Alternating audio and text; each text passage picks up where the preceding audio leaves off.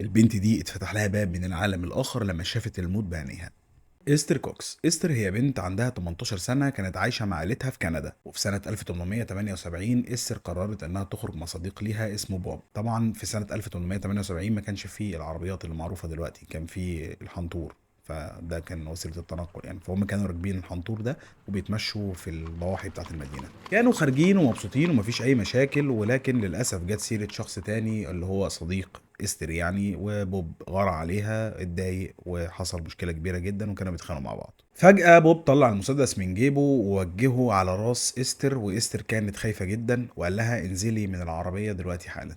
استر خافت جدا واتوترت وما كانتش عارفه تتصرف ازاي، ولكن انقذها ان في عربيه تانية او حنطور يعني كان جاي في الاتجاه المعاكس. شافهم بيعملوا ايه، بوب اتوتر فخد الحنطور بتاعهم وجري وصلها لحد البيت. ومن ساعتها استر حالتها كانت مهزوزه جدا وخايفه وبتترعش متبهدله يعني. العيله خدوا بالهم ان هي متغيره او فيها حاجه غلط، ولكن محدش عرف ان هو يساعدها لانها ما كانتش بتتكلم في الموضوع. بعد اسبوع من الحادثه دي حصل حاجات غريبه جدا في البيت، وكانت اولها ان استر كانت قاعده مع اختها في الاوضه ونايمين على السرير، وفجاه سمعوا اصوات تخبيط جامده جدا جايه من تحت السرير، والاوضه كلها كانت بتتهز وكل حاجه في الاوضه كانت بتقع. ولما نزلوا يبصوا تحت السرير ما لقوش اي حاجه. وبعدها انتشر الصوت على الحيطان والسقف ومحدش كان عارف يفسر الصوت ده جاي منين. فضل الوضع زي ما هو لفتره طويله جدا، كل ليله في نفس الميعاد بتحصل نفس الاصوات.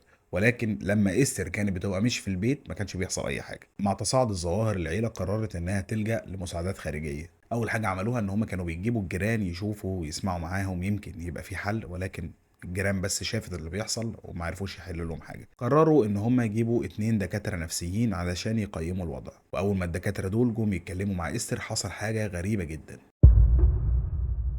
وهم قاعدين بيتكلموا مع استر ظهر كتابة على الحيطة بتقول هقتلك يا استر. واحد من الدكاترة مسك قماشة وقام مسح الكلام ده من على الحيطة، وأول ما ادى ظهره للكلام اتكتب تاني. الدكاترة ما قدروش يفسروا اللي بيحصل، وقال لهم إن اللي بيحصل ده ظواهر مش طبيعية يعني، فمش هنقدر نساعدكم، ومشيوا. وهنا قرروا ان هم يلجأوا للكنيسة، وبالفعل الكنيسة استجابت وبعتت لهم أساوسة علشان يعملوا طقوس طرد أرواح. وللأسف ما عرفوش يطردوا الأرواح، ده بالعكس الظواهر زادت اكتر. العفش في البيت ابتدى يتحرك بشكل عنيف، يعني الحاجات كانت بتمشي من مكانها خالص.